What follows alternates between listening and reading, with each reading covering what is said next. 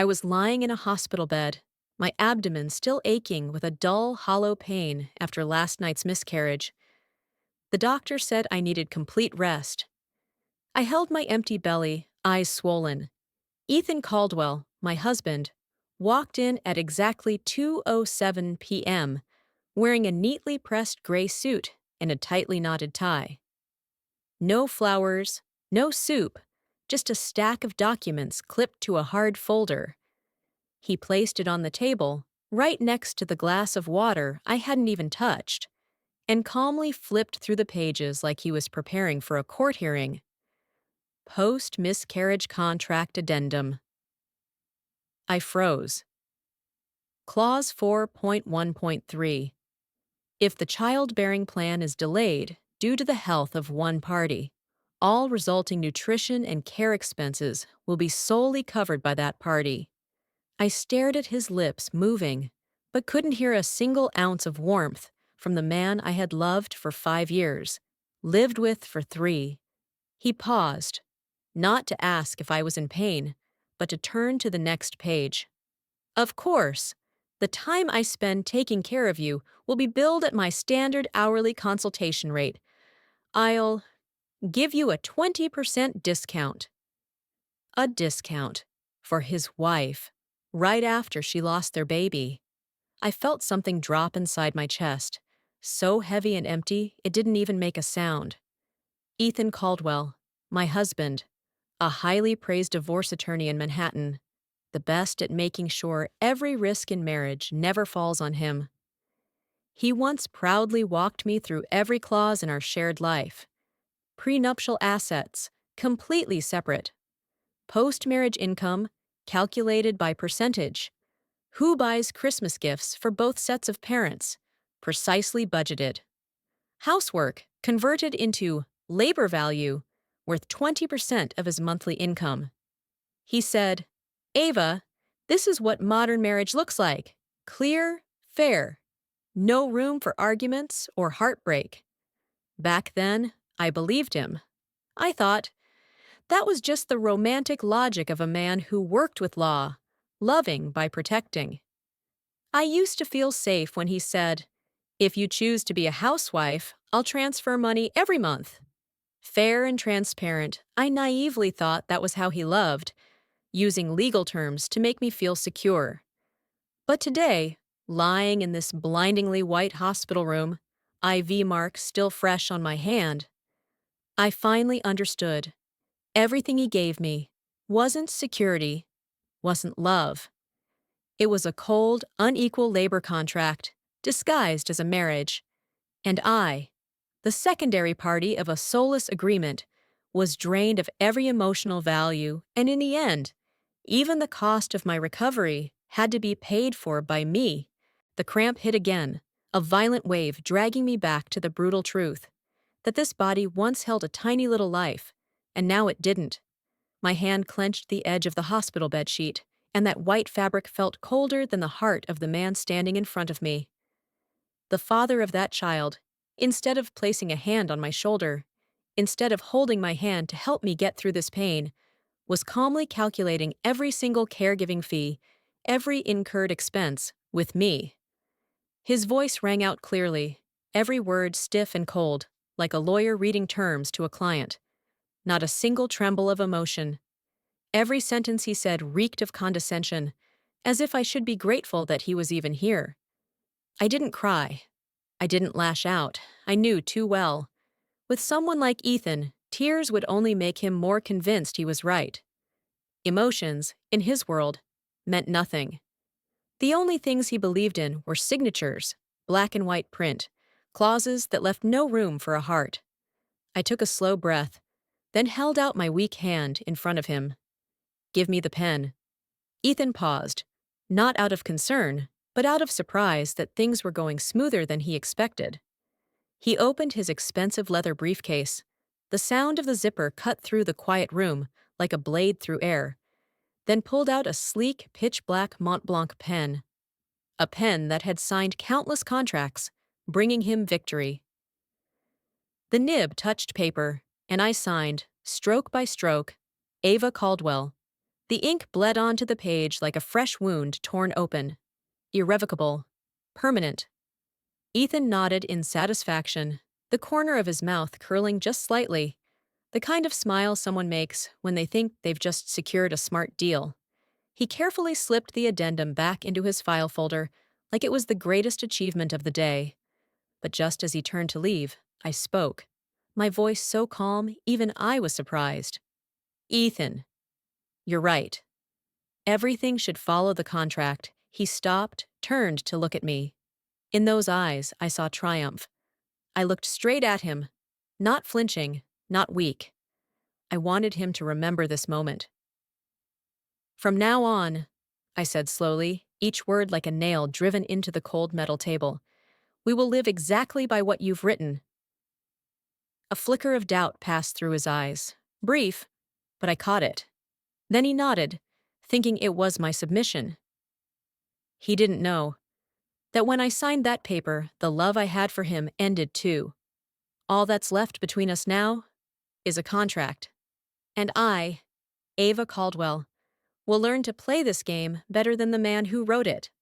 On the day of my discharge, Ethan didn't come to pick me up. Instead, he sent a cold text with a screenshot of a paid Uber trip. The fare has been covered. As per agreement, this is the transportation duty expected of a spouse. I looked at the phone and laughed, the kind of laugh of someone who no longer hoped for comfort from him. Fine. When I got back to the place we called home, everything was as I had left it, tidy, but the kind of cold, sterile order that comes from a life programmed by clauses. Ethan was sitting on the sofa with his MacBook open. When I walked in, he didn't look up, just nodded toward the coffee table where a sheet of A4 lay printed with dense categories. Con Ed, water, gas, service fees, each item listed clearly. This is this month's utility bill. I've split it according to the contract. Remember to pay your share on time, he said.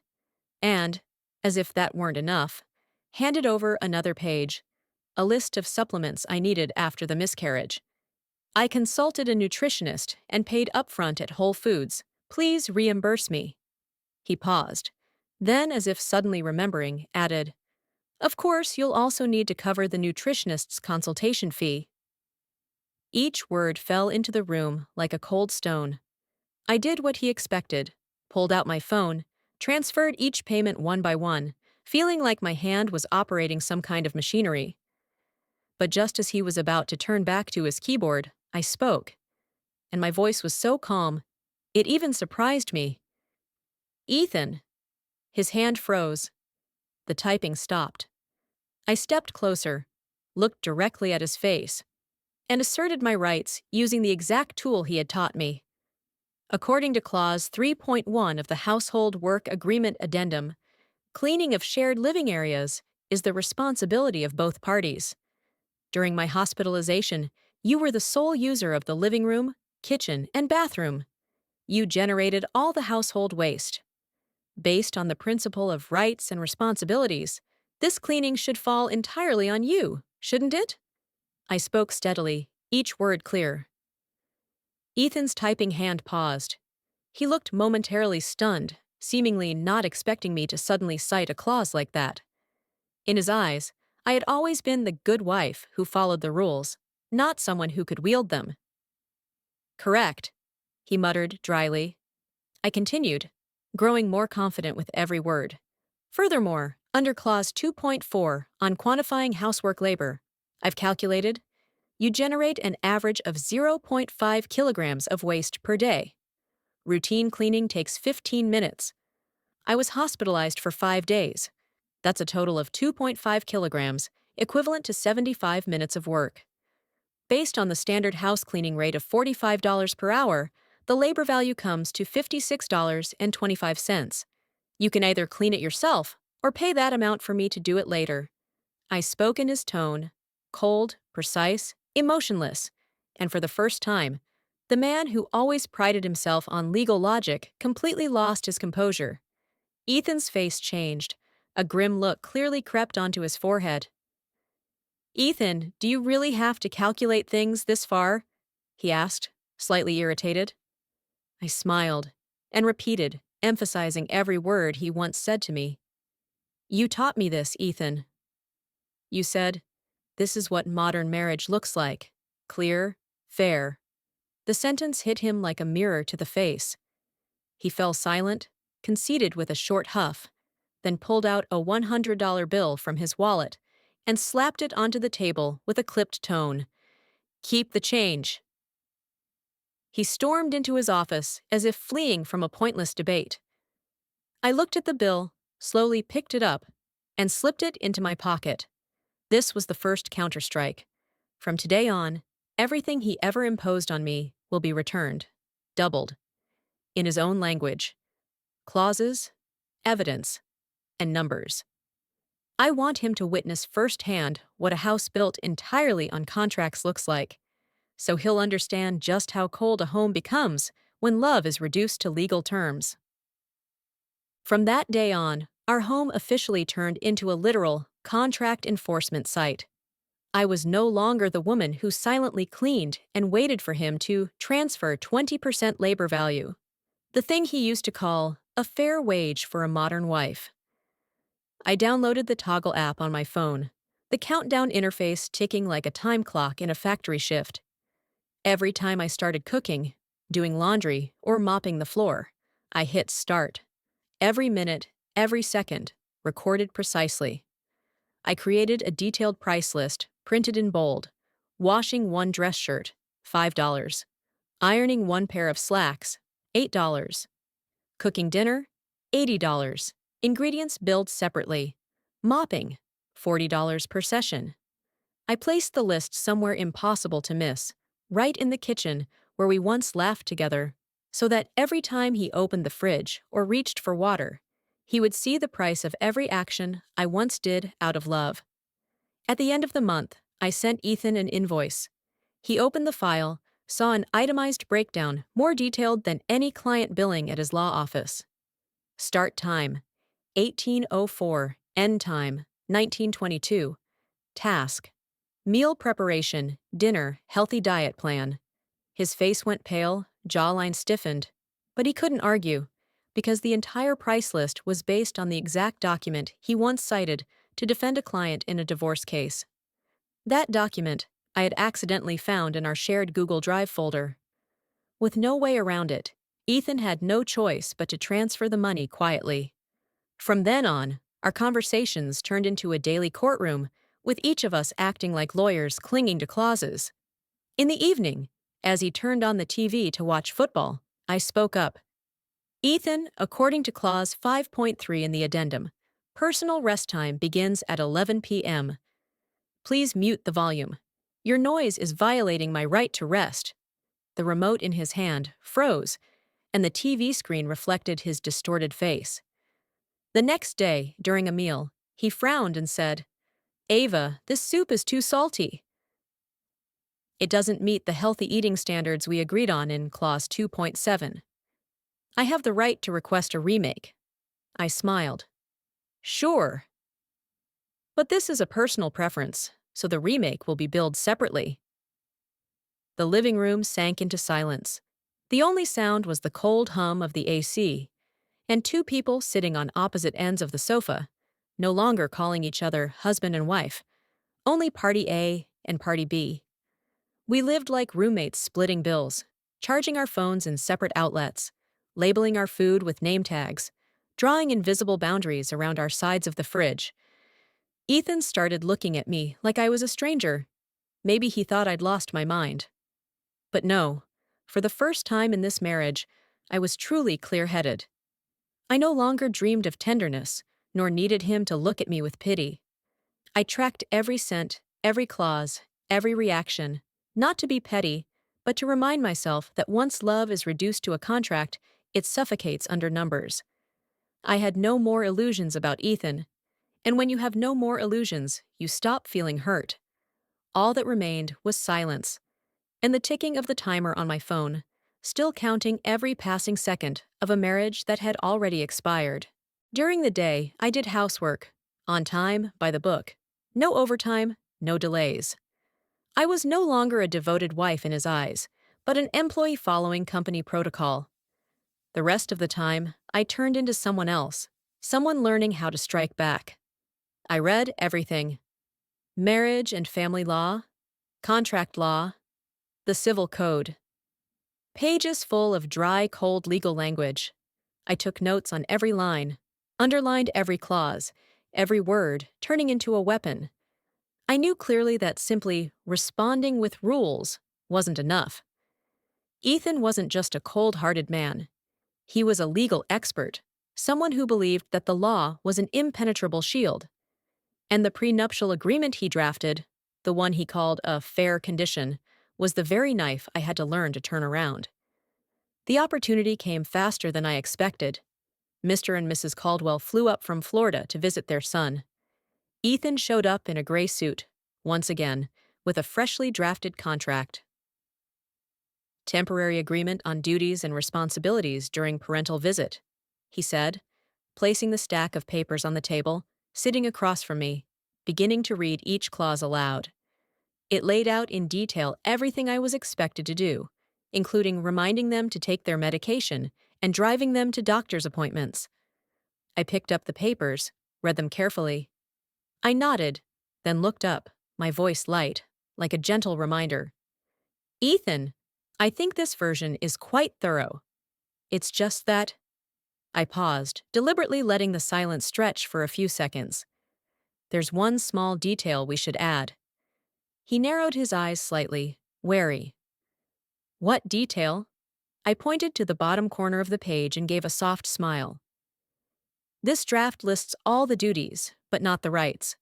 What if your parents appreciate my care and want to give me a gift or transfer some money?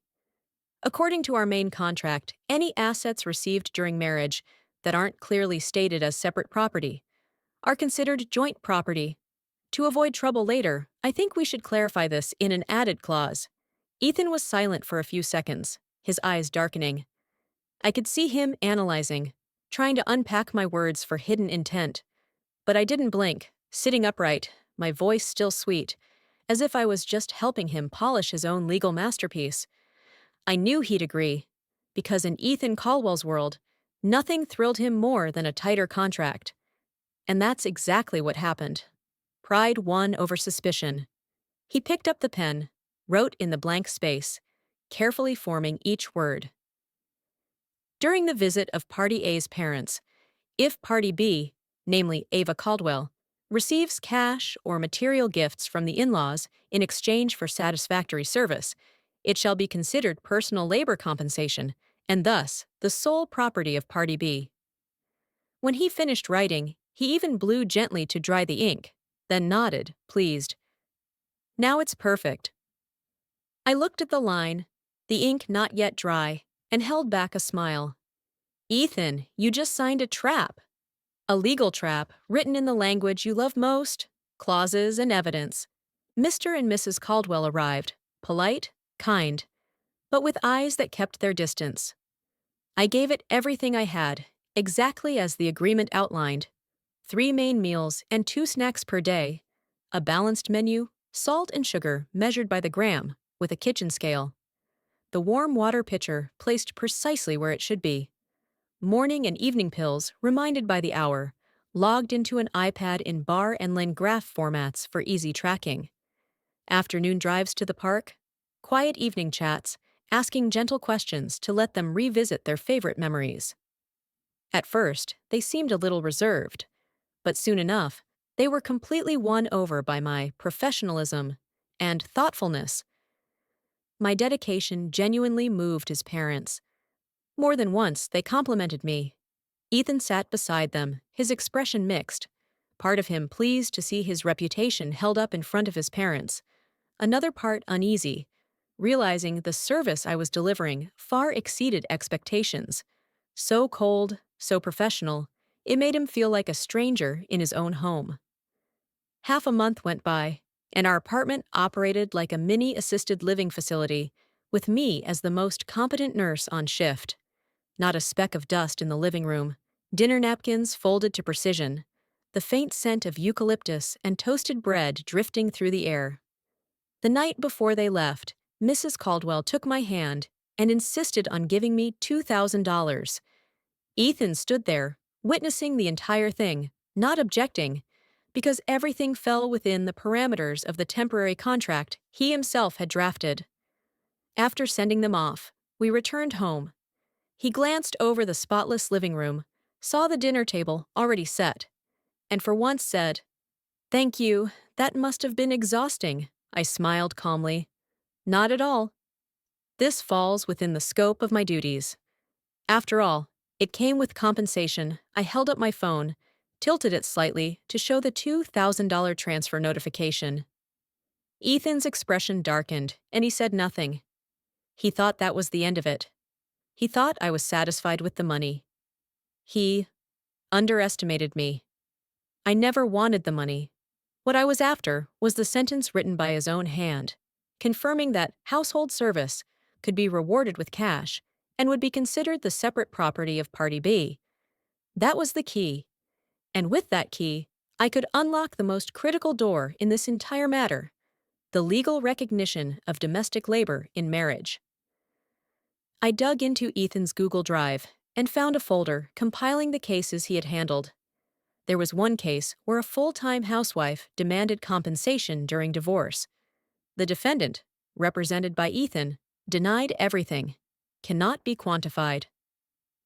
No legal grounds, in the end. The wife walked away nearly empty-handed because of a prenuptial agreement. I read Ethan's bold courtroom arguments. Emotional contributions cannot be converted into monetary value, and therefore cannot be used in asset division. I closed the screen and saw my own reflection. Now I would use him to shatter the very logic that pushed so many women into legal dead ends. Everything was in place. All that was missing was the final piece, a reason that would make divorce justifiable. I didn't have to wait long. 1 month later, Ethan brought a girl home. Very young, very pretty, high ponytail, crisp white shirt collar, short skirt showing off her long legs, and a shiny name tag, Kylie Brooks. He introduced her as the new intern. "We're working on a big project. Lots of overtime lately. For convenience, she'll be temporarily staying in the living room." Then he placed a stack of papers in front of me. "Temporary cohabitation agreement." All clauses clearly stated. No using my personal items, no entry into the master bedroom, all arising costs to be covered by him. On paper, nothing seemed out of line. But I knew, a man like Ethan never randomly brings a young, beautiful colleague home.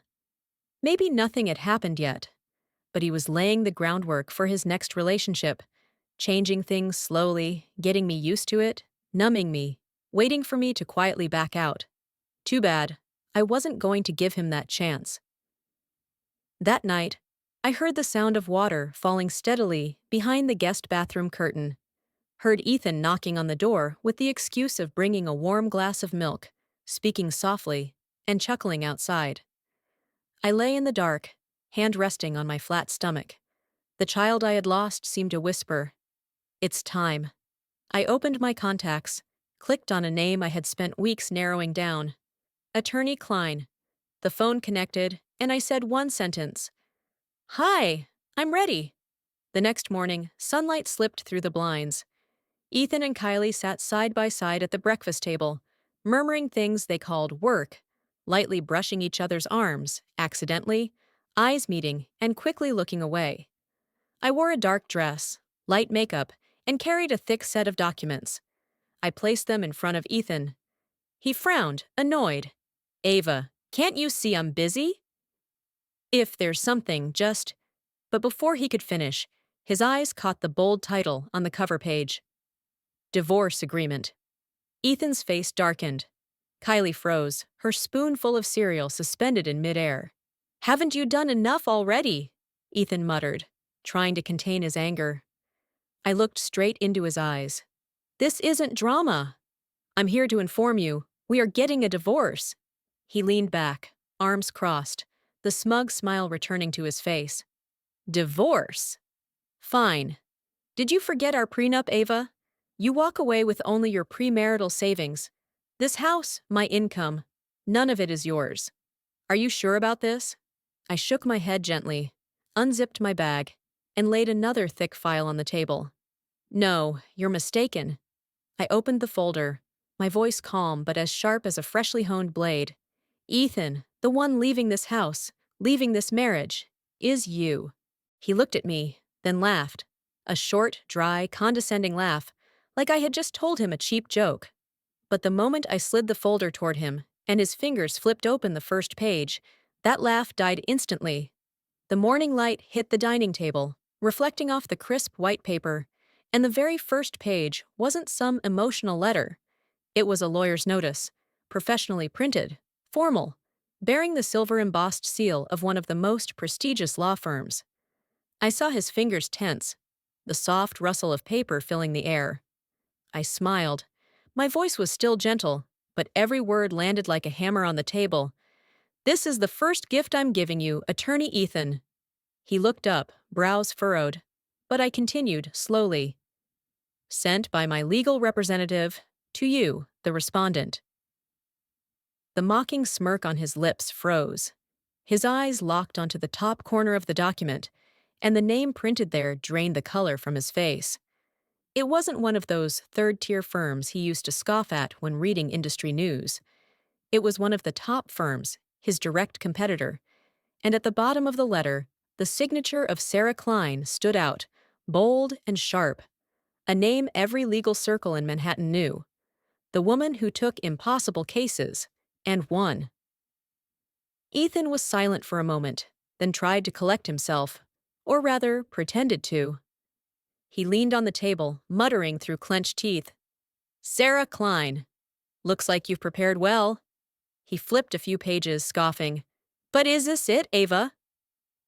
You think you're going to beat me with just this? Next to him, Kylie sat frozen, cheeks flushed red. She wanted to leave but didn't dare, just stared down at her cold coffee.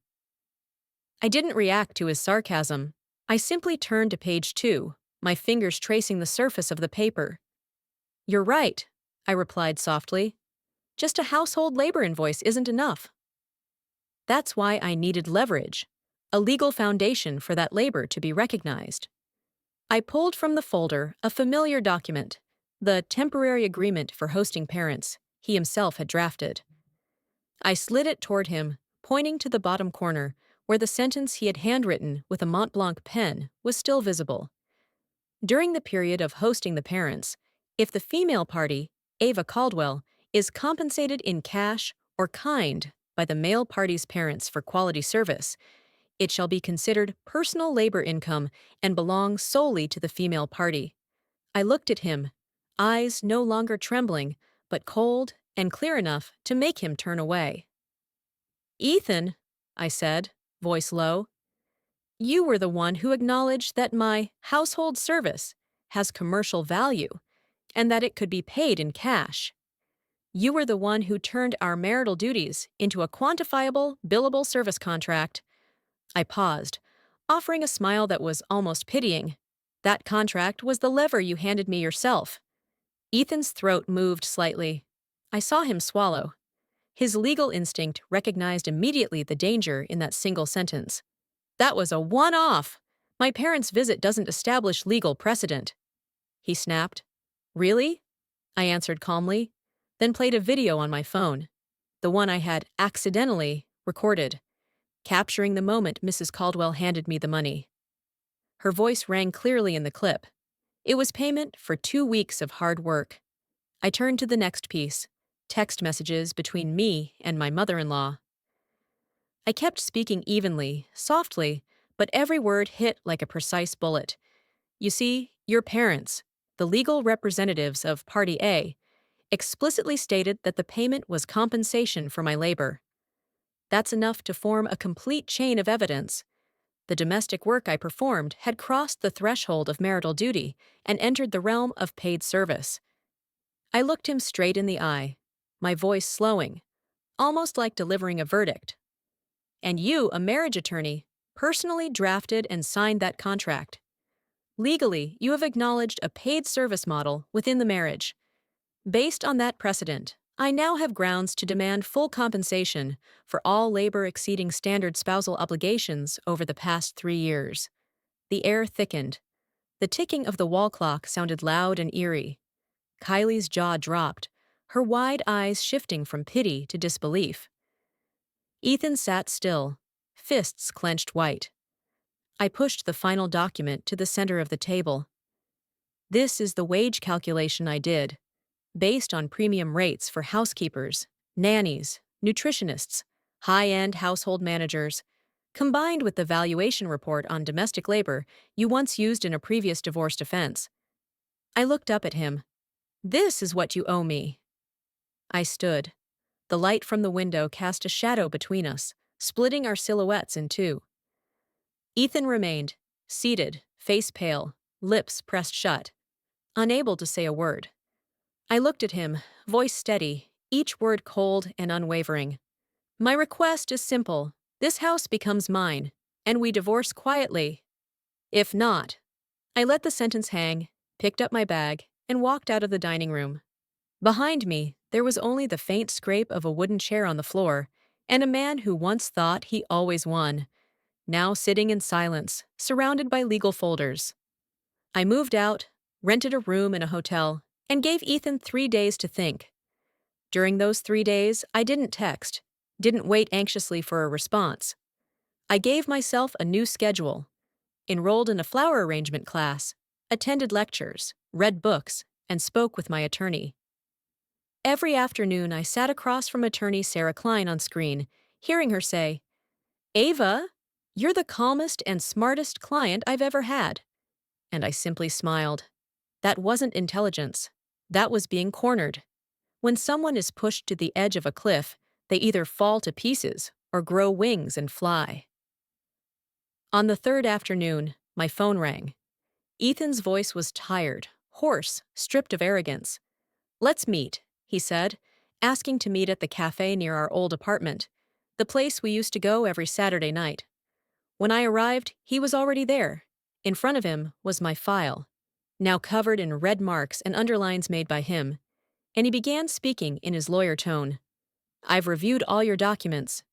Your legal argument is novel, I'll admit, but not without loopholes. The term paid service can be interpreted in many ways. A judge may not rule in your favor." I cut him off before he could go further. "Ethan, you don't need to analyze the law for me.